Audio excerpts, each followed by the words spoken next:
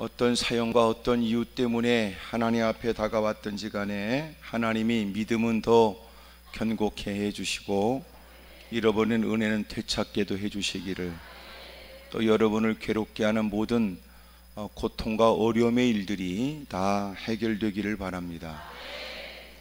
어느 때보다도 어려운 때인 건 사실이지만 사실은 옛날도 다 어려웠어요. 하나님의 은혜로 산 겁니다.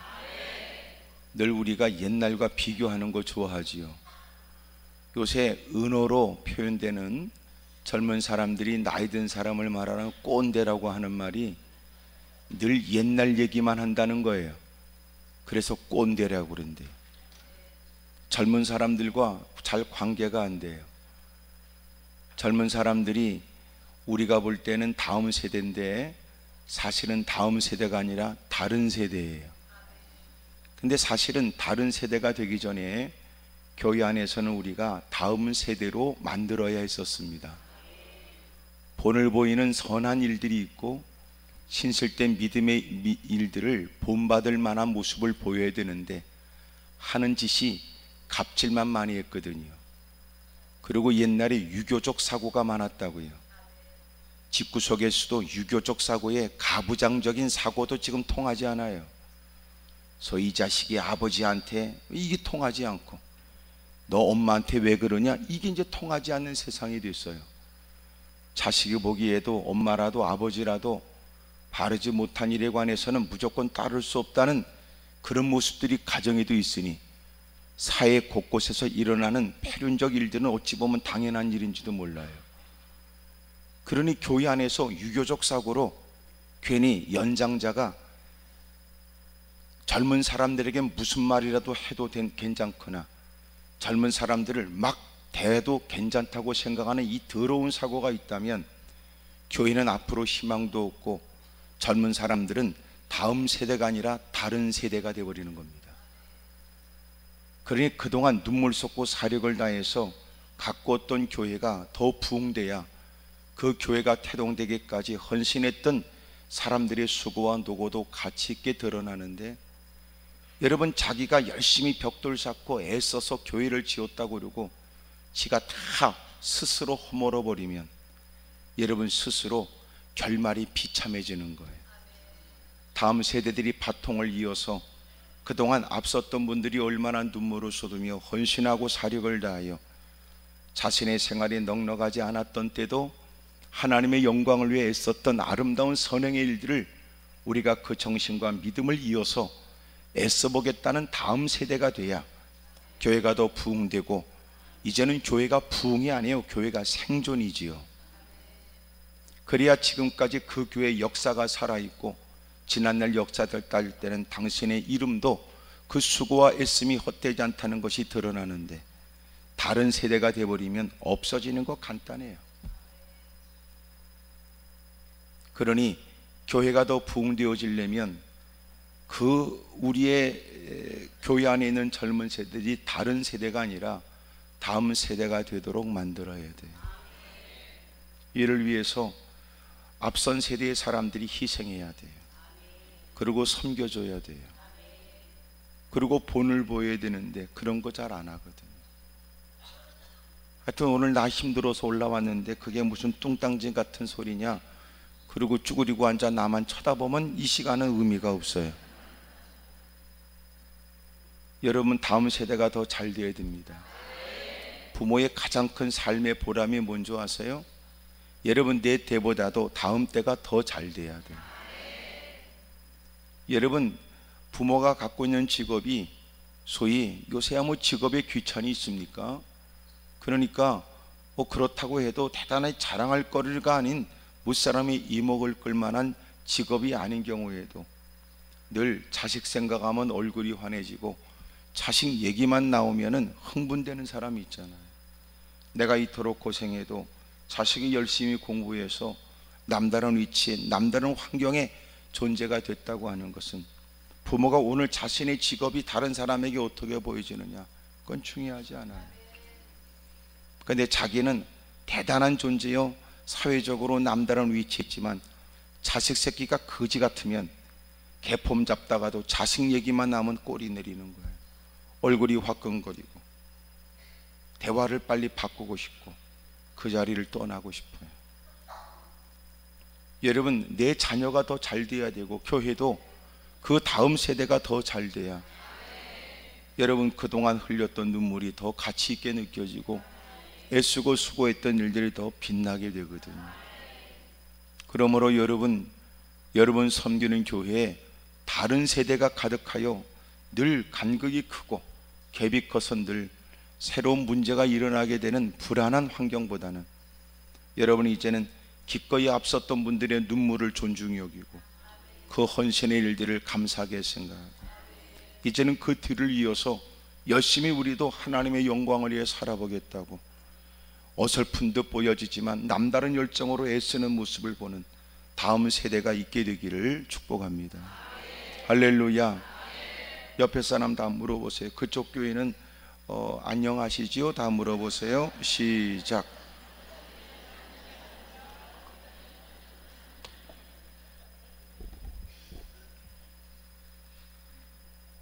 과연 우리는 무엇을 보여줄 것이냐, 무엇을 남겨줄 것이냐, 대단히 중요해요. 어리석은 사람은 자신이 대단한 일을 해낸 듯 나타나진 당장 보여지는 일을 과시하는 일에 정신이 없어서 그것만 뜯어먹고 살다가 죽어버려요.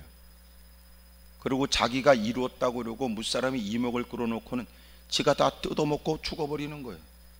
결론은 아무것도 없어요. 이런 미친 짓을 하면 안 돼요.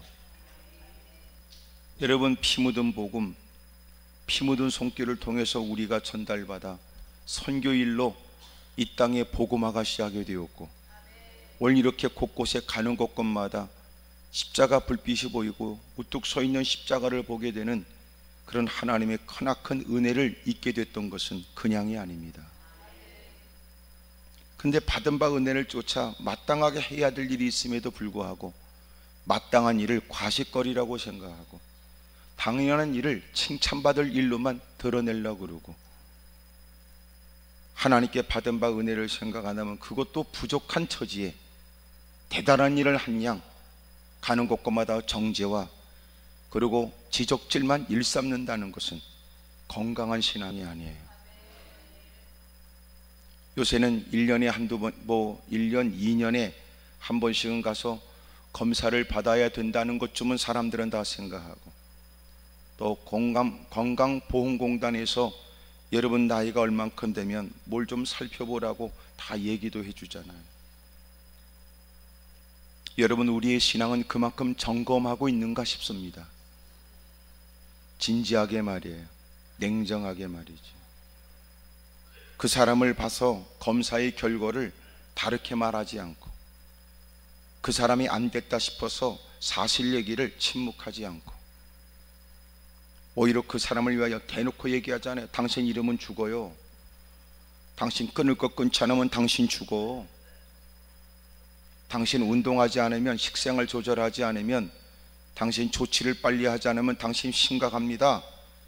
이런 얘기를 마땅하게 하고 우리는 그 의사는 자기의 소임을 다하여 우리의 유익을 위해 해줬다 이렇게 생각을 해요. 당장 듣기에는 여러분 수용하기 어렵고 너무나 충격적인 얘기지만 그래야 인간이 문제의식을 느끼고 조치가 시작되거든. 달라지고 변화되니까. 근데 놀라운 건 교회만 오면 그런 얘기 싫어해요. 네 팔뚝 굵다고 그래야 좋아하고 너 대단하다고 그래야 헤헤거리고 그리고는 자기의 영혼이 피폐해지고 더러운 귀신에게 끌려다녀 그리고 결국은 지옥에 끌려가는 것은 전혀 개의치 않는다고요. 목사라도 지켜보면 안 된다 싶어 일상에서 내 자식은 아니고 내 일은 아니고 내 가족의 일은 아니라도 위험의 일들을 보면 보여지는 일을 소리 질러서라도 위험의 일들을 알도록 악을 써댈 수 있을 때 어떻게 목사가 어떻게 주변의 사람이 당신이 죽어가는 영혼들의 모습을 보고만 있겠는가? 그래도 요새는 왜 그런 걸 날 지적하냐 그러고 그걸 지적질이라고 그래요. 그것이 네가 지금 살아나야 될 중요한 일인데 네가 못 느낀 것을 알려준 걸 고맙게 생각하잖아. 지금 이런 얘기를 해도 아멘도 안 하고 나만 뚫어지게 보는 여러분을 보면 앞으로 목사는 웬만한 강심장이 아니면 안 됩니다. 태권도 한 5단은 기본적으로 따야 되고, 유도 3단도 뭔가 웬만큼 여러 번의 쌓아놓은 눈길을 무릅쓸 만큼 해병대 가서 정기적으로 훈련을 받고 담력을 쌓고 뭐 그래야지. 하나님의 말씀이 내게 들려지는 것은 하나님이 나를 살리려고 하신다라고 하는 전제 아래 귀를 기울이는 생각이 아니라, 이제는 지가 오늘 설교를 잘 들어보자, 꼬투리 잡을 것이 뭔지, 옳고 그른지 바르게 하는지 한번 들어보고 판단해보자, 그따구로 앉아있는 예배라면 주일날 예배를 열심히 출석하고 나머지 시간도 나름대로의 좋은 시간을 보내겠다고 열심히 예배를 동참해봐야 그에겐 유익이 없어요. 말씀을 들으면서 우리의 속사람의 변화가 시작되고, 깨달은 말씀이 있어 두주먹 불꾼진만큼이나 삶의 현장에 역력히 변화된 모습이 드러나고, 인간관계에 드러나는 모습 때문에 누군가가 말하길 그 인간 달라졌다고 얘기를 해주고, 가는 곳곳마다 그 인간을 바라보면 교회를 다닐 만한 이유가 있겠다고 사람이 느낄 뿐만 아니라, 그가 예수 믿으라고 말한 적은 없으나 사람들은 교회에 관심을 갖기 시작하고, 그리고 그도 마음 가운데 교회는 좋다, 나도 교회 안에 일어나는 일들을 알고 싶다, 나도 그들이 믿는 하나님에 관해서 배우고 싶다는 마음이 누군가를 통해서, 그래서 그 마음 가운데 싹 터야 되거든요. 지금은 전도지를 건네서 복음을 증거하는 것도 여전히 해야 되지만, 더 설득력 있는 것은 우리가 전도지가 되어야 한다는 겁니다. 우리가 하나님을 만난 게 사실이라면 그들은 하나님을 만나지 못한 사람으로, 우리가 끊임없이 외쳐야 되는 하나님에 관해서 그들은 우리를 통하여 하나님을 알고 싶어요. 왜냐하면 그들은 하나님을 본 적도 없고 보지도 못한 그들이, 네가 하나님을 봤다니까, 네가 하나님을 경험했다고 하니까, 하나님을 경험한 너, 하나님을 안다는 너를 통하여 그들은 하나님을 알고 싶어 하는 거예요. 모든 매사일의 행동거지가 다르고 다급한 일 앞에서도 처신하는 것이 남다른 사람, 위기를 만날 때 그가 어떻게 그 문제를 극복하는지, 여러분 그 모습을 사람들은 지켜보거든요. 네가 평상시 우리와 다르다는 그리스도인이라고 개폼 잡은 너, 그 주제의 장로 권사 집사라고 개떡같이 거들먹거리면서도 소리를 질러대고 못된 짓을 일삼았던 너 문제 앞에서 네가 어떻게 하는가 보자, 사람들은 지켜보지요.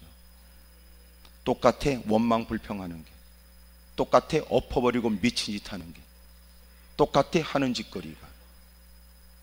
사람들은 생각했어요. 저것들이 남다른 시간에 남다른 공간에 앉아 남다른 예배 시간을 보낸다고 하지만 저 인간들 저렇게 다녀봐야 아무 소용없어.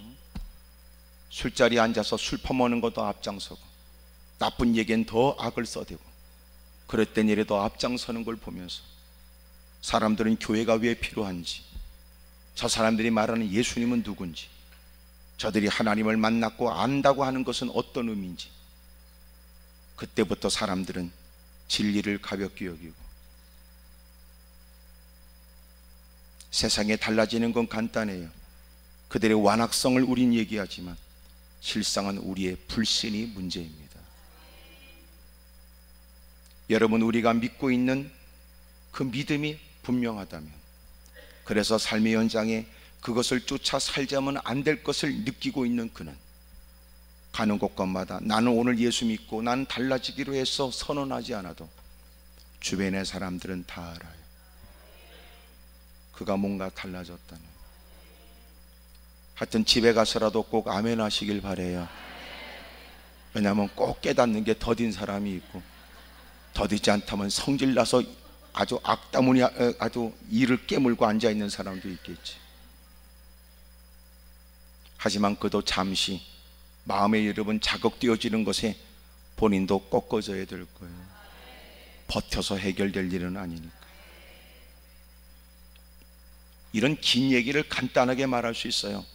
착해져서 돌아가면 돼요. 간단합니다. 옆에 사람 다 물어봐요. 그쪽은 교회 다닌 다음부터 더 착해지냐고 더러워지냐고 물어보세요. 시작. 좋은 말 할 때 물어봐요. 근데 대부분 미안합니다마는 교회를 다닌 다음부터 더 더러워져요. 처음에는 하나님이 전에 들어오면 고쳐야 되고 깨달아야 될 일들을 기꺼이 수용해요. 아이 그래 내가 잘못했지.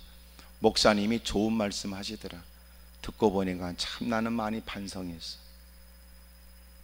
그리고 서서히 교회 생활이 익숙해지면 그 다음부터는 회개하고 변화되는 게 힘쓰는 게 아니라 어떻게 하면 변명하는지를 배워요. 누굴 통해서 배워요? 주변의 거지 같은 것들을 통해서 배워요. 그리고 그것들이 그렇게 얘기해요.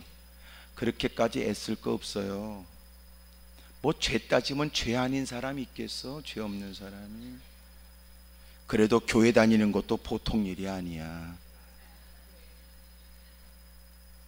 다 그렇지 뭐 목사는 지가 죄가 없겠어?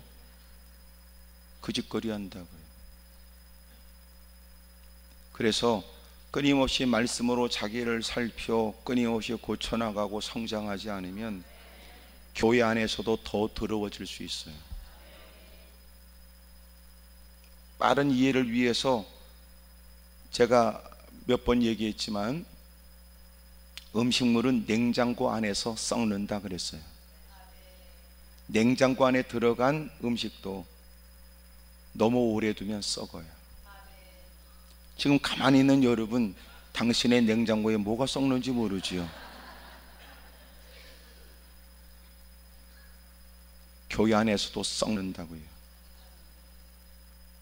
그래서 교회가 만민이 기도하는 집으로 불려지도록 기도에 힘쓰고 누구든지 들어오면 기도하는 일을 힘쓸 수 있는 환경이 마련되어 있어야 되고 그 일을 당연하게 여겨야 되지만 기도도 안 하는 거지 같은 것들이 쓰잘데없이 시닥거리면 회의한다고 내쫓아버리고 지네끼리 여러분 하찮은 것 전혀 신앙에 유익도 안 되는 짓거리 하면서 기도하는 사람이 들어오지 못하도록 만들고 그리고는 더러운 짓은 다 해요. 그래서 주님이 공생애 중에 2번씩이나 교회를 청결케 하신 사건을 일으키며 만민이 기도하는 집을 왜 너희들은 강도의 구렬로 만들었냐고 말씀하는 겁니다. 공생애 중에 2번씩이나 반복하는 이 사건은 이 일이 얼마나 중요한지, 이 일이 긴급한지, 또 이 일은 오늘 우리에게 전달된 이 말씀은 오늘도 우리가 힘써야 될 일이 무엇인가를 가르쳐 주고 있는 겁니다. 다른 건 몰라도 기도하는 일에 힘써야 돼요. 옛날에는 교회를 출입하는 사람을 기도하는 사람으로 인식했어요. 하지만 지금은 교회 다니는 사람을 기도하는 사람이라고 말하지 않아요. 옛날엔 농담 삼아 누가 졸고 앉았으면 교회 다니냐고도 농담처럼 얘기했어요. 기도하는 것으로 농담처럼 얘기한 겁니다. 지금은 졸고 앉았어도 존다고 그러지 기도한다고 생각 안 해요. 나는 여러분 우리 모두가 하나님 앞에 성도다운 성도가 되고 우리가 모이는 모임 회집된 모습에는 주님의 임재가 있고 모일 때마다 엎드려 기도하는 기도에는 역사가 나타나지고 더러운 귀신이 부들부들 떨고 이런 하나님의 위대한 역사가 있기를 주의 이름으로 축복합니다.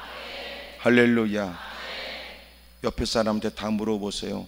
그쪽은 어떻게 할 생각이냐고 다 물어보세요. 시작.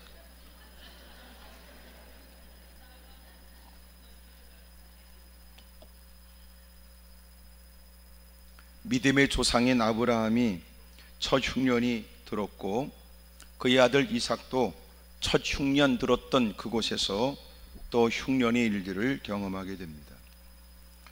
여러분 늘 우리는 역사를 통해서 배워야 될 필요가 있어요. 지난날 이런 일이 있었다라고 하는 건 과거 일로 외면할 수 없어요. 오늘도 우리가 자신을 살펴야 될 일입니다.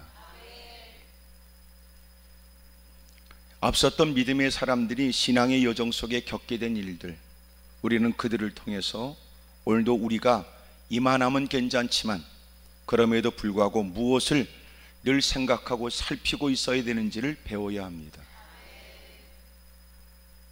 환경이 좋아지면 우리는 더 나은 믿음을 위해서 힘써야 되는데 과연 그럴까요?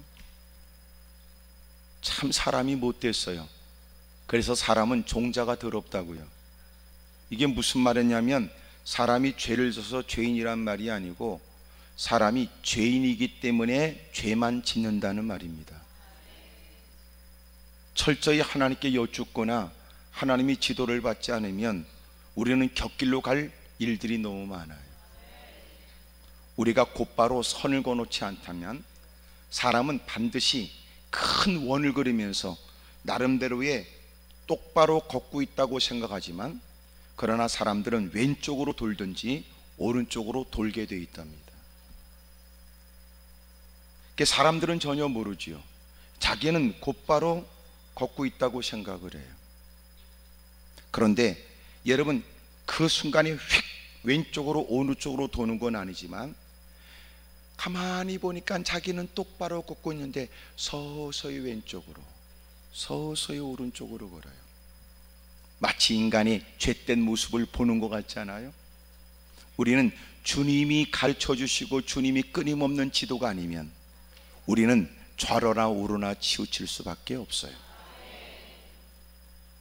죄의 심각성도 성령을 통하여 알게 됐듯이 성령이 허락하신 은혜로 인하여 믿음으로 구원을 받게 된 우리는 신분의 변화가 있다 하여 우리가 나름대로의 생각 갖고 하나님의 영광을 위한 것은 대단히 위험스러워요. 우리 주변에 교회를 위한다고 하지만 교회를 어지럽게 하는 경우도 있습니다. 사람들은 복잡하고 어려운 일을 겪게 되어져 그 사람의 잘못을 지적하지만 정작 그는 서운하게 생각해요. 왜냐하면 자신의 의도는 교회를 위한 일이었다는 겁니다. 그래서 우리 모두가 다 타락하고 곁길로 갈 가능성이 많기 때문에 끊임없이 하나님의 통제 아래 놓여 하나님의 말씀에 지도를 받지 않으면 본인은 좋은 의도였으나 결국은 원수마귀에 쏟기도 하고 나름대로 바른 뜻이었으나 결국은 많은 사람을 힘들게 하고 민폐를 끼치는 경우도 너무 많죠. 어렵고 힘든 일, 여러분 앞섰던 사람만 겪는 게 아니라 오늘도 겪을 수 있어요. 말씀을 통하여 늘 배워야 됩니다. 지도를 받아야 됩니다. 연약함을 잃어버리지 마세요. 힘들고 어려운 일을 겪는 그것은 그들만 겪는 게 아니에요. 우리는 또 다른 연약한 부분을 통하여 도전하는, 원수막의 도전 앞에 비틀거리고 힘없이 무너질 때가 있거든요. 그러므로 주님을 배울 그날까지, 이 땅을 떠나 주님 품을 안길 때까지 우리는 끊임없이 성경에 가르쳐주는 대로 정신을 차리고 깨어있어, 그리고 나훈아가 부른 것처럼 무시로 성령 안에서 기도하며 살아야 된다. 또 내가 말을 이렇게 하니까 또 나훈아의 유행가 얘기하는 줄 아시죠? 성경에 무시로 그런단 말이에요. 시도 때도 없이 언제든지 쉬지 않고 무시로 기도하라는 거예요. 그렇지 않으면 우리는 넘어질 가능성이 너무 많아요. 옆에 사람하고 다 얘기하세요. 사실은 제가 보기보다 더 약합니다. 그래요. 시작. 그런데 우리는 누구보다 강한 자처럼 보여주고 싶어 하지. 사실 여러분, 속 얘기를 끄집어내놓고 힘써 기도하는 사람이 기도 이후에는 누구보다도 강력한 힘을 발휘하고 살아요. 체면치통만 있고 여러분 마음껏 마음을 토설하지 못하는 기도의 시간조차도 하나님께 자유롭게 기도하지 못하는 사람이 기도는 끝났으나 여전히도 의기소침한 모습에 주눅들어 살아요.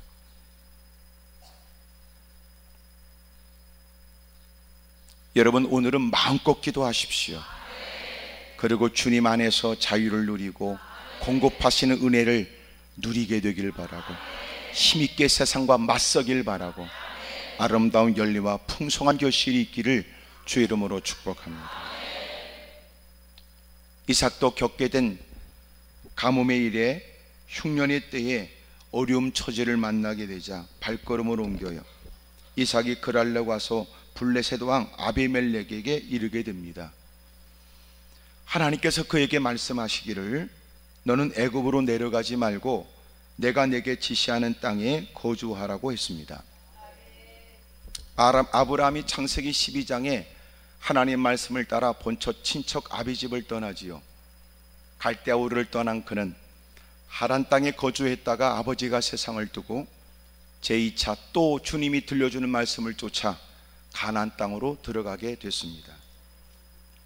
그러나 그곳에 흉년이 들게 되자 그는 애굽 땅으로 내려갔었거든요. 자기 아내를 아내라고 말하지 못한 채, 그래서 아내를 그 애굽 왕 바로의 후처로 내줘야 했었어요. 하나님이 다시 잃어버린 아내를 되찾아 줍니다. 그리고는 결혼의 과정에 잔뜩 대빵 많은 그 혼례 예물을 가지고 그는 나와요. 재산은 더 많아졌지만 재산이 많아졌다고 행복이 아니었습니다. 같이 동행하여 나온 그가 후처로 드디어 그의 몸을 가꾸고 그를 돕는 그의 종을 바로가 붙여줬는데, 그때 그 사라의 몸종이 바로 하갈이었다고요. 왕이 내가 너에게 이 결혼을 위해서 내가 너를 내 곁에 두기 위해 주었던 모든 물질, 내가 너에게 주었던 종들 다 갖고 나가라. 다 갖고 나가라. 하나님이 얼마나 엄하게 바로에게 역사했는지. 바로가 여러분 그에게 자초지종을 물었지만 그에게 죄를 따지지 못했어요. 그리고는 그에게 줬던 걸 다 가지고 나가게. 그리고 끌고 나왔던 그 하갈이 나중에는 그렇게 이스마엘을 낳게 되고, 그리고는 대빵 복잡해졌지요. 지금도 복잡한 건 여전합니다. 그러므로 창세기 12장에 있는 그 땅에 가서 많은 물질을 갖고 나왔다는 건 복이 아니에요. 저주스러운 일이지. 다시 말하면 하나님이 주시는 것을 가져야 복이지, 정당하지 못한 방법으로 내가 더 많은 듯 보여지는 것은 절대로 복이 아니에요. 하나님이 주시는 것은 근심을 겸하여 주지 않아요. 하나님은 그 마음의 평강과 기쁨을 주십니다. 자유를 주세요. 여러분들에게는 그리 무사람들에게 보란 듯 보여줄 만한 풍성한 건 아니라도 성실하게 힘쓰는 중에 주님이 그 수고와 노고에 관해서 합당한 것을 주시는 은총이 있기를, 그 안에 평강이 있기를, 하나님이 주셨다는 사실의 믿음으로 10의 1조를 구별하는 믿음의 용기가, 그리고 10의 9조로도 넉넉히 부끄러움 없이 부족함이 없이 살게 하시는 하나님의 기적도 있기를 축복합니다. 할렐루야. 하나님이 우리에게 물질을 주신 것은 하나님께서 우리의 수고와 눈물과 헌신에 하나님이 그 모든 수고가 헛되지 않게 하시는 거예요. 정직하게 산 사람, 최선을 다한 사람, 아낌없이 헌신한 사람, 노력과 그리고 수고에 대한 열매를 하나님이 주세요. 당연하다고 생각하십니까? 천만에. 수고는 했으나 거두는 건 엉겅퀴밖에 없고, 애는 썼으나 여러분 가짓돈 벌밖에 없는 사람이 얼마나 많은데, 우리 주변에 갖고 있는 학력 갖고 되지 않고 자신했던 경험 가지고도 되지 않으며, 숱한 인맥 가지고도 이룰 수 없었으며, 젊음 가지고도 노련한 자신의 경험 가지고도 수없이 많은 자신의 밖과 낮이 없고, 여러분 죽으라고 뛰어다녀도 해결되지 않는 일 때문에 망연자실한 사람이 얼마나 많은 줄 알아요? 당신이 애써서 거두게 되는 것은 그냥이 아니에요. 하나님의 은혜지. 이것을 하나님의 은혜입니다 고백하고, 하나님의 말씀한 대로 10분의 1을 구별해서 하나님께 10의 1조를 드려요. 그것은 10분의 9로도 나는 충분히 살 수 있다는 뜻이에요. 물론 하고 싶은 일을 다 하자니 그것이 부족할 수밖에 없겠으나, 놀라운 건 주님께서 주신 물질, 주님을 바라보고 10분의 9도 충분하다는 생각에 기꺼이 하나님을 믿는 믿음으로 절제가 있고 규모 있는 삶을 살고 생각을 하고, 그러면서도 최선을 다하는 일에 희한하지요. 그가 구한 바는 없으나 하나님이 필요한 것들을 그에게 공급해주고, 전혀 예기치 못한 방법으로 하나님이 개입하여 그 모든 곳에 부족함이 없게 해주시는 거예요. 왜 우리는 하나님 말씀대로 순종하면 하나님이 그를 책임져 주시고 책임져 준다는 말에는 기적이 동반되는 거예요. 경험한 사람으로도 어떻게 이렇게 됐는지 말할 수가 없다. 체험한 사람으로도 어떻게 이렇게 됐는지 설명할 수가 없다. 뛰어난 의사라도 그에게 일어난 변화 일들을 여러분 말할 수가 없다.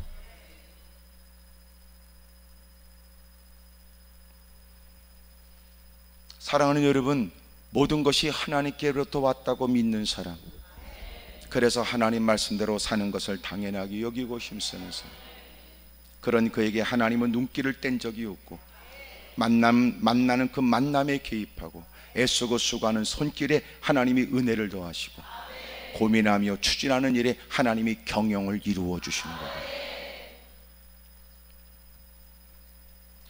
옆에 사람하고 다 얘기하세요. 혀를 차고 지금까지는 어떻게 하겠냐고, 이제부터 잘해야지. 그래요. 시작. 혀를 차라고요.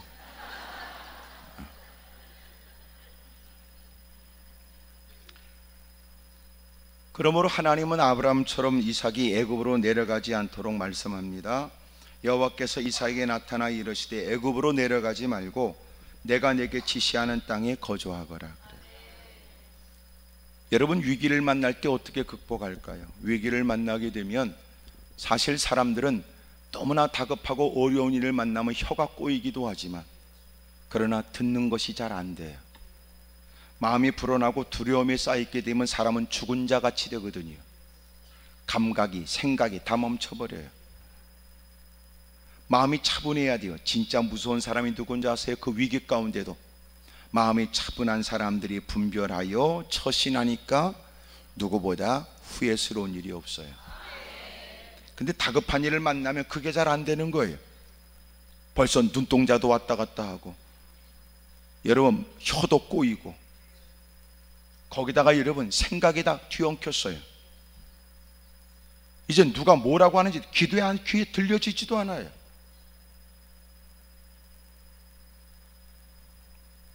위기를 만났을 때 다른 것 못해도 주님의 음성을 놓치면 안 돼요. 이게 우리에게 훈련이 필요하다고요. 평상시에 지속적으로 주님의 도움을 구하십시오. 나이가 들다 보면 사람이 몸에 위진 악습을 쫓아 살려고 그러고 늘 해왔던 반복된 악습 습관을 쫓아 행하려고 하는 경향이 커요. 그래서 우리에게 필요한 게 뭐냐면 신앙의 훈련이에요. 왜 그럴까요? 아직도 우리는 지난날 죄의 종로로 타며 살았던, 익숙하고 당연하게 해왔던 삶의 모든 일을 어떻게 처리하는지, 어떻게 해결해야 되는지에 대한 오랫동안 죄의 종로로 타며 살면서 몸에 배어진 악습이 존재하기 때문에 그렇습니다.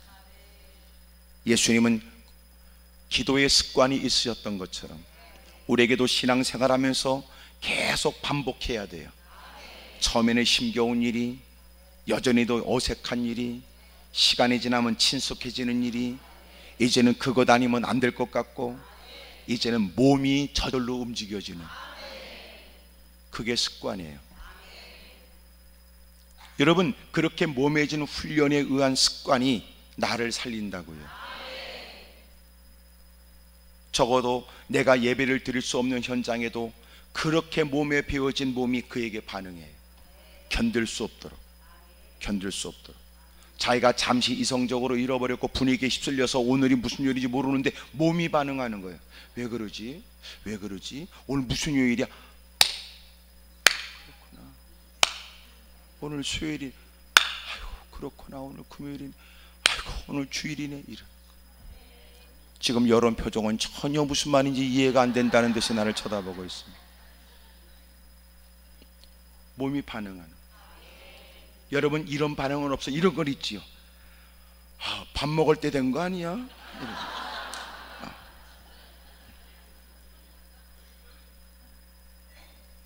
여러분, 우리에게 거듭된 훈련에 의해서 여러분 몸이 반응하는 거예요. 습관은 사람이 결정하지만 그 습관이 결국은 그 사람을 결정한다는 말이 있어요. 워낙 우리가 죄악 가운데 살면서 악습 행하는 일이 몸에 배어진 우리가, 그리스도 안에서 과연 우리는 예배를 드리는 일이 과연 즐겁고, 기도하는 일이 그 어떤 시간보다 가장 가치 있게 여기고, 과연 우리는 뭐가 배어 있을까? 나 안 돼. 오늘 성경을 읽고 안 되겠어. 나 안 되겠어. 나 오늘 성경 읽고 자야지. 아유 그냥 못 견디겠어. 나 잠은 덜 자더라도 성경을 좀 읽어야 되겠어. 나 안 되겠어. 오늘 기도하겠다고 너무 피곤해. 내가 기도가 잘 안 되더라도 하나님 앞에 무릎 꿇고는 좀 잠시 있어야 될 것 같아요. 이런. 하여튼 집에 가서라도 꼭 하세요. 그러니까 사실 신앙생활이 이렇게 앉아있으니까 착해 보여도 헛방이다 그 말이에요. 문제를 딱 만나면 옛날의 방식, 몸에 배어진 더 습관적으로 당연하게 늘 해왔던 옛날 방식이 딱 튀어나오지. 그러니까 겉으로는 다 이 자리에 앉으니까 믿음의 사람 같지요. 문제를 딱 만나면 아무것도 아니에요. 그래서 나는 지금 늘 이렇게 착한 척하고 앉아있지만 저는 늘 가장 무서운 사람 앞에 있다는 사실을 늘 인식합니다.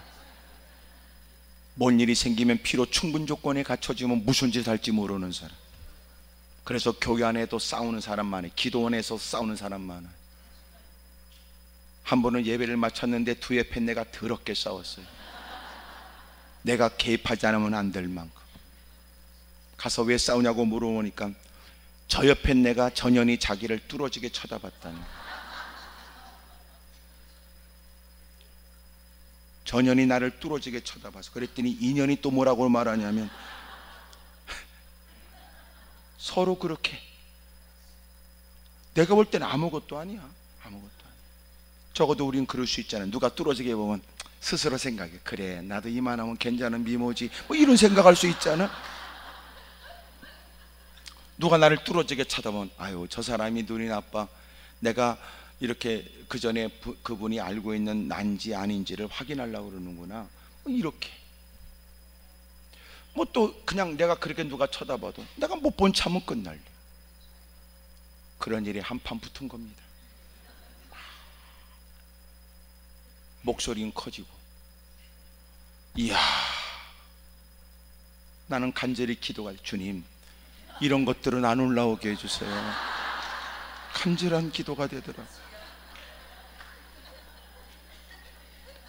그럴 때마다 하나님이 내게 선명하고 분명한 음성을 들려주시기를, 그래서 보냈다, 또 그러시더라고요.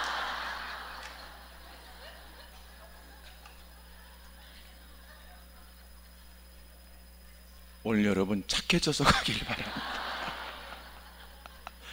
아우, 성질 더러운 것도 많더라고. 이게 무슨 뭐 밖에 나가면, 밖에 나가서 그러면 두들겨 맞겠더라고. 그렇잖아. 이 교회 아니니까, 또 기도원이니까 막 그러나, 이게 무슨 밖에 나간 말이지, 자기보다 싸우는 사람이 있으니까 마음이 불편해도 다 표출하거나 다 드러내지 않는 사람이, 이 교회나 이렇게 기도원이는 뭐 좀 이렇게 뭐 만만하게 보여서 에이씨 그래도 괜찮나, 그 사람들이 그렇게 생각하나, 막 별 생각이 다들 들어. 여러분은 그러지 마세요. 응? 왜 내가 이렇게 말하냐면, 여러분의 성질이 안 좋은 것처럼 목사도 안 좋다 그 말이야. 예. 그러니까 우리가 피차 서로가 선을 우리가 지키자 그 말이지. 아셨지요?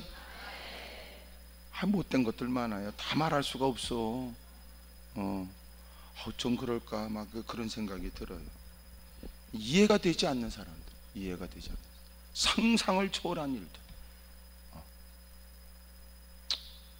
오늘 여러분 다 예수님의 피의 강에 첨벙첨벙 뛰어들어서 정결해지고 생각도 상상력도 다 정화되길 바라고, 또 새롭게 좀 믿음으로 바르게 살아보겠다는 새로운 다짐도 결심도 있기를 주 이름으로 축복합니다.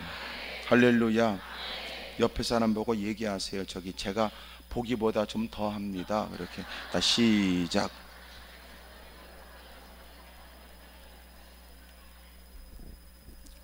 위기를 만날 때마다 진짜 중요한 게 뭐냐면 하나님의 음성을 듣는 거예요. 성령께서 끊임없이 우리와 함께하여 늘 우리를 지도하기 위해서 들려주거든요. 근데 주님이 말씀 안 하는 게 아니라 우리는 듣지 않는 거예요.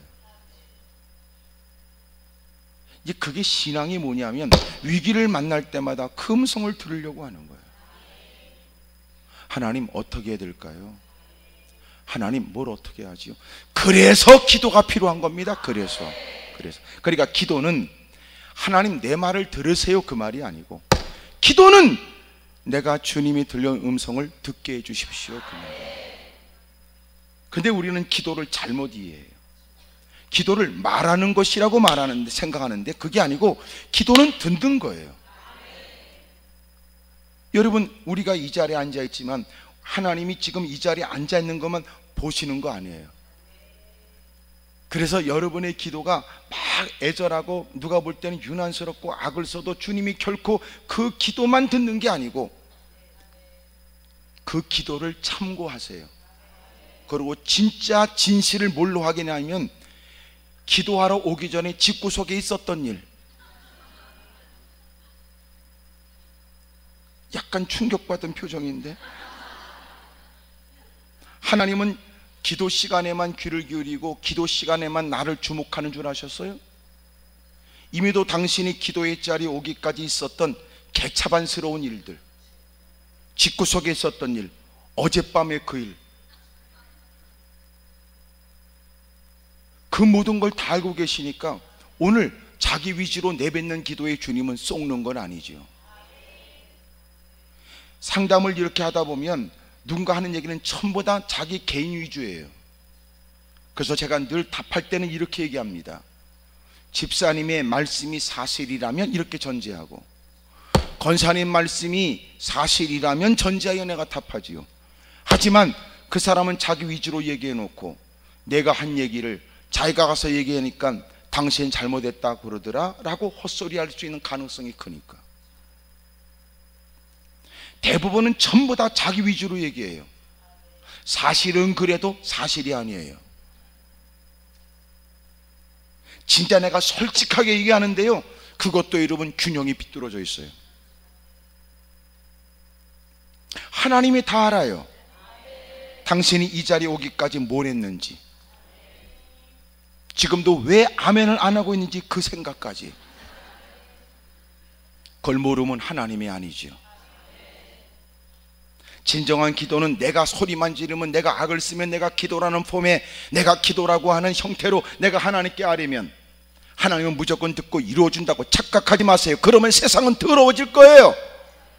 농담 같은 얘기지만 하나님, 그 인간 요번에 정신 차리게 해주세요. 오랫동안 기도했는데 저렇게 끄떡도 안 하고 완악하게 그지없는 인간, 이번에 시작한 그 일에 하여튼 이번에 폭삭 망하게 하시사, 주여 이번에 다리몽댕이라도 부러뜨리시사, 주여 입안에 하는 홍구녕을 내시고, 그렇게 인간들이 내뱉는 기도를 다 하나님이 들으신다면 여기 멀쩡한 인간이 몇 명이나 있겠어요?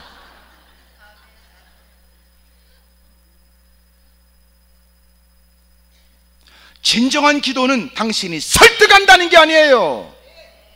진정한 기도는 하나님이 아니 계신 곳이 없어 우리의 모든 일거수일투족을 다 살피고 아시는 바 그 하나님이 오늘도 겸허히 무릎 꿇고 여쭙고 지도를 구하는 그에게 가장 최적의 일을 알려주시는 거예요. 최적의 길을 알려주세요. 우리는 대부분 최단의 짧은 거리를 찾지만 주님은 최적의 길을 알려주세요.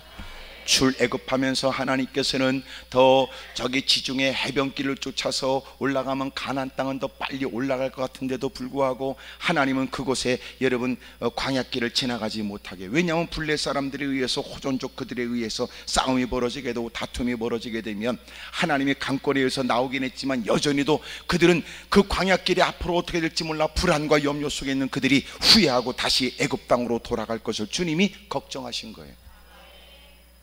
그들이 볼 땐 더 짧은 길이 있지만 하나님은 그들에게 더 최적의 길을 주시는 거예요. 그것이 우리에게 유익되단 말이에요. 여러분, 복이라는 개념이 뭐예요? 복이 뭐예요? 복은 우리가 말하는 복은 이런 거예요. 남들이 갖지 않은 걸 나만 가져야 된다. 복. 두 번째, 복 뭐예요? 그놈이 가진 것보다 더 많이 갖는다. 이걸 복이라고 생각해요. 미안하지만 복은 그거 아니에요. 만약 당신이 누가 갖지 못한 걸 갖게 된다면 당신은 그때부터 불안해서 못 자요. 도둑놈이 들어올까 봐. 누구보다 더 많이 갖게 되면 그때 불안해서 못 살아요. 자식의 등굣길도 불안하고 여러분 출퇴근길도 불안해요. 필리핀에서 막 사업가들이 죽었다 그러면 필리핀도 못 가요. 진짜 복이 뭐예요? 진짜 복은 하나님이 부족함이 없게 하고 유익되게 하는 거예요. 부족함이 없다는 말이 무슨 말일까요? 부족함이 없다는 건 누구보다 많이 가졌다는 생각을 하시죠? 부족함이 없다는 건 부러운 게 없는 거예요. 부러운 게 없어요. 돈 많이 가진 것도 여전히 돈에 환장한 것들도 많아요. 그러니까 유치한 짓을 하지요. 평생 퍼먹고도 남을 돈을 갖고도.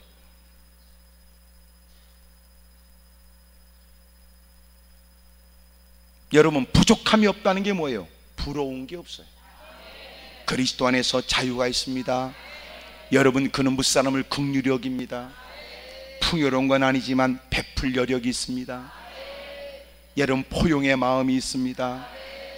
여러분, 그들에게 더 낮아진 모습으로 겸손히 그를 대합니다. 사람이 여러분 속이 허하니까 겉을 더럽게 갖춰. 치렁치렁해, 번쩍번쩍해. 그러고 예?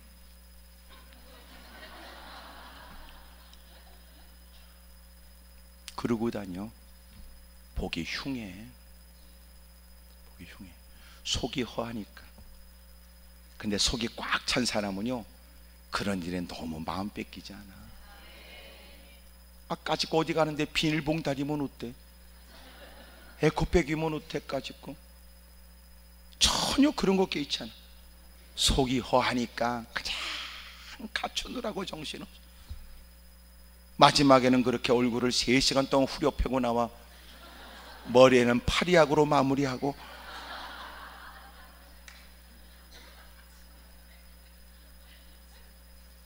그러나 벌써 여러분, 그렇게 루즈 받은 그 입술이 열릴 때는 열린 부동 같은 거야. 헛소리만 해대고 상처만 주고. 옆에 사람 다 물어봐. 그쪽 주변에는 그런 사람 없냐고 다 물어보세요. 시작. 가만히 있는 거 보니까 본인이구만 뭘.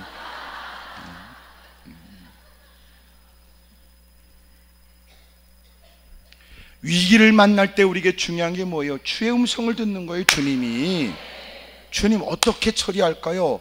어떻게 할까요? 어떻게 해야 되지요? 음성 못 들어요. 못 들어요. 못 들어요.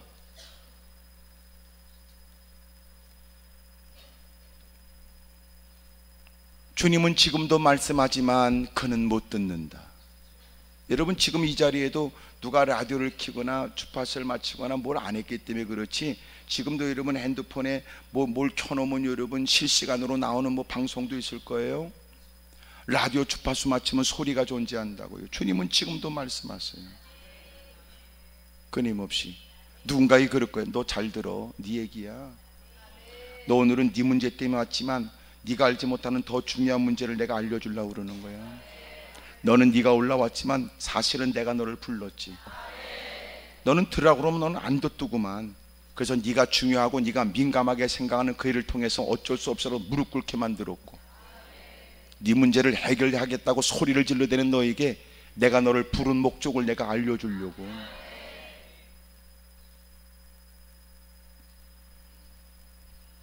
안 들으니까.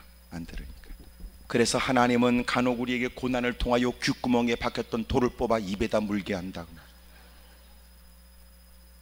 오만방자하면 안 들으니까, 귓구멍에 돌을 박고 사니까. 간혹 곳마다 거들먹거리고 오만방자하면 사람들에게 전부 다 자기가 밑에 호령하고 부려야 되니까. 근데 여러분, 고통과 어려움을 겪게 되면 귀에 꽂았던 돌을 뽑아서 입에다 문다. 할 말 없음 그 뜻이지.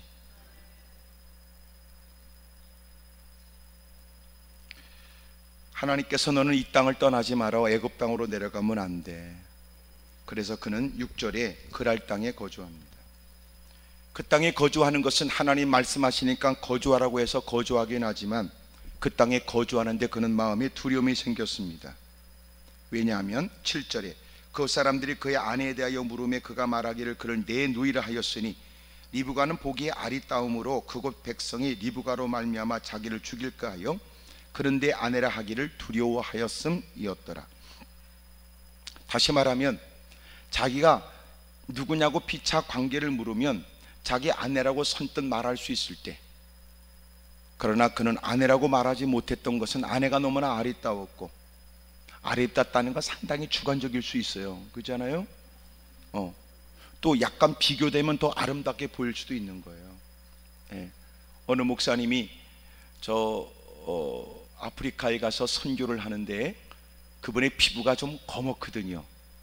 그러니까 우리가 말할 때 우리가 이렇게 보기에도 저 사람은 좀 얼굴이 검은 피부구나 이렇게 느껴지는 사람이었어요. 그런데 그분이 아프리카에 가서 선교하는데요, 전부 다 백인이 왔다고 그러더래요. 다 서로가 비교되는 거 아닙니까? 나보다 여러분 좀 그러면 더 하얗다 이럴 수 있고, 여기도 마찬가지지. 여러분 다 무슨 색깔도 그렇지, 하얀색도 있지만 허연색도 있고 허여물그러니한 것도 있는 것처럼, 예. 그러니까 그냥 그 검은 것에 대비돼서 흰색 이렇게 말할 수 있지만, 어떤 흰색은 하얀 것도 있고 어떤 거는 하얀 거 있고 허연 것도 있고 허여물그러니한 것도 있는 것처럼, 회색에 가까운 것도 검은색에 비하면 그것도 하얀색이라고 말할 수 있는 것처럼, 그러니 그런 대비가 때로는 누군가에게 매력적으로도 보였는지도 모릅니다. 어쨌든 간에 자기의 아내가 자기 아내를 뺏길 수도 있으며 자기 아내를 뺏으려고 하는 시도에 자기가 위태로울 수 있다고 생각했습니다. 그래서 그는 리브가로 인하여 자기가 죽임을 당할 것을 두려워했습니다. 그래서 그는 자기의 아내를 아내라고 말하지 못했습니다. 아버지로부터 위기를 극복을 배웠던 것은 아내를 동생이라고 말하고 남편을 오빠라고 말하게 하는 이런 일들을 그는 아버지를 통해서 배웠는지도 모르죠. 그래서 자신의 아내에게도 너는 나를 오빠라고 해라. 그래서 오빠의 시작은 아브라함 때를 비롯하여 이삭까지 계속 이어지게 됩니다. 그것에 이삭이 오래 거주하게 되는데, 어느 날 여러분 잘못된 일은 반드시 드러나게 되고 부끄러운 일은 나타나지게 마련인데, 어느 날 오랫동안 거주하는 가운데 이삭이 그 안에 리브가를 껴안는 것을 블레셋 왕 아비멜렉이 높은 성에서 창으로 내다보게 되었습니다. 그가 서로가 인사치레로 앉는 게 아니라 저것은 남편과 아내만 할 수 있는 애정 표현으로 확인이 됐던 거예요. 그래서 그를 불렀습니다. 아비멜렉이 이삭을 불러 이르되 그가 분명히 너의 아내인데 어찌 누이라고 하였느냐. 이삭이 그에게 대답하되 내 생각에 그로 말미암아 내가 죽게 될까 두려워했습니다. 그가 자신이 일부러 했던 건 아니고 누구를 나쁘게 하려고 했던 의도가 아니었고, 내가 이렇게 하나님께서 말씀하심으로 거하는 땅에, 그러나 정작 마음의 두려움은 엄습하고 위험의 일들이 자꾸 걱정이 돼서 나름대로의 조치로서 그런 거짓말을 했다는 얘기를 했습니다. 아비멜렉이 내가 어찌 우리에게 이렇게 행하였느냐. 백성 중 하나가 내 아내와 동침할 뻔하였도다. 내가 죄를 우리에게 입혔으리라. 그리고 11절에 아비멜렉이 이에 모든 백성에게 명하여 이르되 이 사람이나 그의 아내를 범하는 자는 죽이리라 하였더라. 성령의 역사, 이 말이 성경에 기록되지 않는다 하여 성령의 역사가 없는 건 아닙니다. 이미 하나님이 너는 있어야 될 곳에 있어야 된다고 주님이 지시하신 그랄 땅에 머무르는 그에게 하나님이 그와 함께하여 돌봐주신 거예요. 그의 부끄러운 모습은 있지만 그럼에도 불구하고 하나님은 아비멜렉의 마음을 움직여 결코 왕을 속인 일이요, 혹시나 백성들 가운데 누군가를 위험에 빠뜨릴 일이며 더 중요한 일은 네가 우리를 우습게 여겨 긋다고 생각했냐? 라고 죄를 뒤집어 씌워 목을 딸 수도 있는 일에, 희한하지 하나님이 그 마음을 움직여 기꺼이 아비멜렉이 모든 백성에게 명하기를 이 사람이나 그의 아내를 범하는 자는 죽일 거라고 명령한 거예요. 여러분, 위기를 만날 때 주님의 음성을 크게 들으십시오. 두 번째는 주의 말씀을 쫓아 두렵고 어색해도 그곳에 있으십시오. 때로는 위험의 일들이 있을 것 같고 어찌 감당할 수 있을까 싶지만 그냥 그곳에 있으세요. 희한하지요? 위험의 일에도 주님이 간섭해 주는 거예요. 스스로의 거짓말 갖고는 해결되지 않아요. 그래도 여러분, 이삭을 보면서 배울 수 있는 게 뭐냐면, 그래도 주님이 있으라는 곳에 있기 위해서 사력을 다하잖아. 예? 주님이 있으라는 곳에 있기 위해서 내가 다른 사람을 해를 끼칠 마음이 있는 게 아니고, 혹시나 하는 하나님 말씀대로 살면서도 마음 가운데 여전히 존재하고 있는 두려움의 문제를 해결하기 위해서 혹시나 죽임을 당할까 걱정이 되어져 여러분, 자기 아내를 아내라고 말하지 못하는 거짓말을 했을 뿐이지 누군가를 해야 할 마음이 있었던 건 결코 아니었으니까, 그러면서라도 주님이 원하는 곳에 있길 원한 거예요. 그렇게라도 있으세요. 그렇게라도. 내가 즐겁게 휘파람 불면서 그곳에 있는 것은 아니지만, 그러나 마음 가운데 두려움이 엄습하고 앞으로 어떻게 될까 걱정이 있고, 이러다 나 죽는 거 아니야 이런 생각이 엄습해도 그는 하나님이 있으라는 그랄 땅에 거하는 겁니다. 그랬더니 놀라운 건 하나님이 책임져 주잖아요. 주님의 음성을 들으십시오. 그렇게 행할 수 있는 모든 요건에 다 갖추지 않지만 그럼에도 있으십시오. 그럼에도 불구하고 뭐 믿음이 대빵 좋아야만 그런 건 아니고, 뭐 얼굴에 두려움도 엄습되고 또 역력이 드러나고 또 저녁에 모이게 되면 아내와 더불어 어떻게 참 오늘 하루를 겨우 고비를 넘긴 것 같은 모습의 대화를 나누고, 그래도 그곳에 있는 거예요. 제일 좋은 건 확 떠나버리자, 고래 잡으러 이런 건 아닌데 확 떠나버리자, 그래야 더 편하지. 그럼에도 불구하고 서로가 그래도 주님이 있으래잖아. 힘들어도 있자, 어려워도 있자. 그러는 중에 하나님이 그로써 감당할 수 없는 일에 개입하여 하나님께서 그 왕의 마음을 움직여 이제는 선포하여 누구도 감히 그들을 건들지 못하도록 막았어요. 여러분들이 좋아할 말씀입니다. 12절 시작.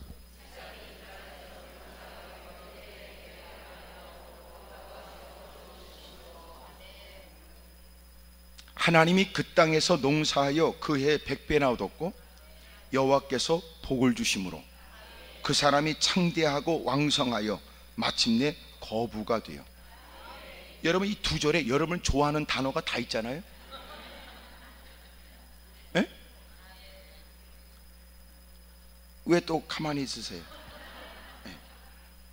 하나님이 그의 100배나 주셨고 복을 주셨고 창대했고 왕성했고 거부가 됐다.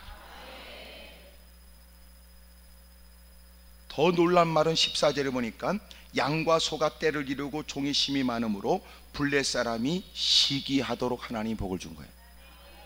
하여튼 하나님이 어마어마하게 쏟아부어 줬어요. 오늘 중요한 단어는 그 땅이에요. 그 땅. 그 땅에서 하나님이 그 해에 그 사람이 그랬어요. 여러분, 그 땅, 하나님이 원하는 그 땅, 그리고 하나님이 약속한 그 땅에 머무르는 그 해부터, 그리고 하나님이 그 사람에게 은혜를 줬어요. 여러분, 그 땅에 거하십시오. 그 땅에 있으십시오. 하나님 어떡할까요? 라고 질문하는 그에게 주님은 그가 있어야 될 곳을 가르쳐 줬고, 그 땅에 거주하는 건 위험이 도사리고 있음에도 불구하고 그래도 그 땅에 있는 겁니다. 그때 주님이 그 땅에서 복을 주신 거예요.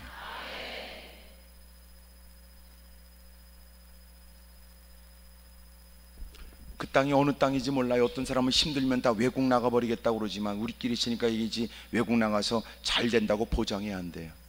왜냐하면 어느 곳이든지 하나님이 도와줘야 되니까. 여기서도 잘 안 되는데 외국 가면 잘 된다고 누가 보장을 해요? 우리끼리 있으니까 이게 저도 이렇게 좀 곳곳을 이렇게 싸돌아다녀 보니까 제가 보니까 우리나라처럼 좋은 나라는 없어. 우리는 얼마나 의료보험제도 잘 되어 있는지, 이렇게 무더운 날씨에는 심심하면 병원 가지 않습니까?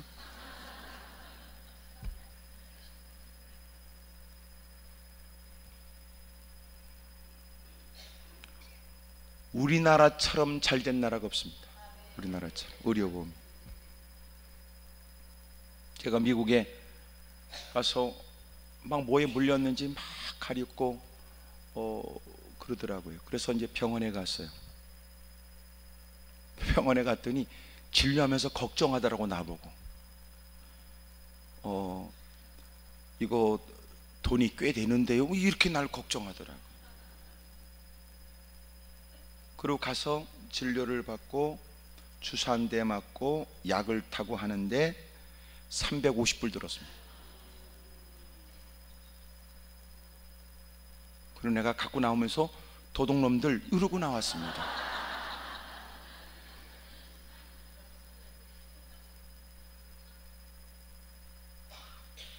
우리나라처럼 잘된 나라가 없습니다.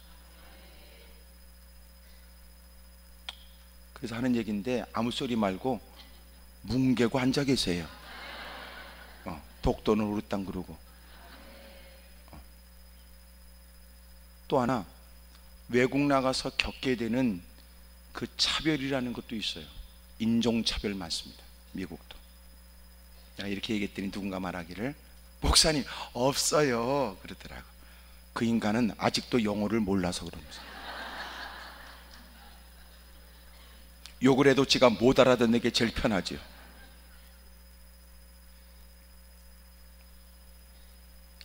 여러분, 그 땅입니다. 그 땅이 우리가 말하는 한국 땅, 미국 땅을 말하는 거 아닙니다. 주님이 원하시는 그곳에 있습니다. 주의 말씀대로 사는 겁니다. 버겁습니다. 힘듭니다. 그래도 있는 겁니다. 마음이 두렵습니다. 그래도 있는 겁니다.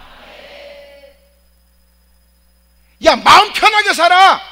왜 그렇게 살아? 그냥 떠나면 되지. 아니야, 주님이 있으라고 그랬거든.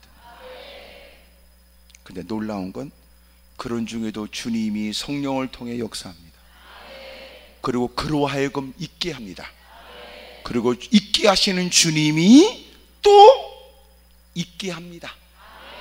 창성하게 하고 창대하게 하고 기름지게 하고 거부가 되게 하시더니 그곳에 사는 사람도 시기할 만큼 이런 복이 있기를 주의 이름으로 축복합니다. 크게 아멘 하십시다. 오늘 그러므로 하나님 이 문제에 어떻게 할까요? 하나님 도와주세요 라고 기도하는 여러분, 기도할수록 여러분이 하나님의 음성을 듣는 민감함이 생기길 바래요. 마음이 열리길 바래요. 주님 가르쳐 주세요. 인도해 주세요. 때로는 그 주님이 말씀하시는 바가 당신이 생각하지 못한 일일 수 있어요. 주님이 원하시는 바가 당신이 주저하는 일일 수도 있습니다. 당신이 생각하는 것과 다를 수 있다고요. 그럼에도 불구하고 하나님의 뜻을 알고자 하는 여러분, 부정할 수 없는 선명한 주의 말씀을 쫓아 용기 있는 결정을 하고 여전히 마음에 두려움과 염려도 없지 않아 있으나 여전히 그 약속을 쫓아 있으십시오. 확신하건대 하나님이 책임져 주시고 도와주실 줄로 믿습니다. 크게 아멘 하십시다. 무릎을 꿇겠습니다. 두 손을 높이 들지요.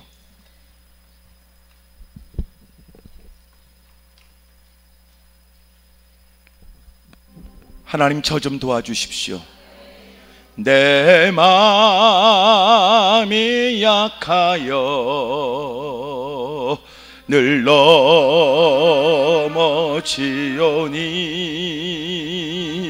주 예수 힘주사 굳세게 하소서. 주의 은혜로 애석한 십자가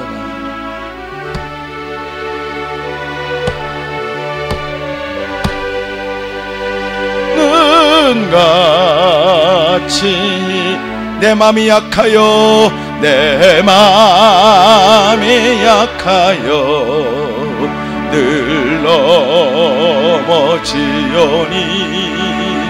주 예수 힘주사 굳세게 하소서. 주의 은혜로 대속받아서 비와 같이 붉은 죄 눈같이 한 번 더 하겠습니다. 내 맘이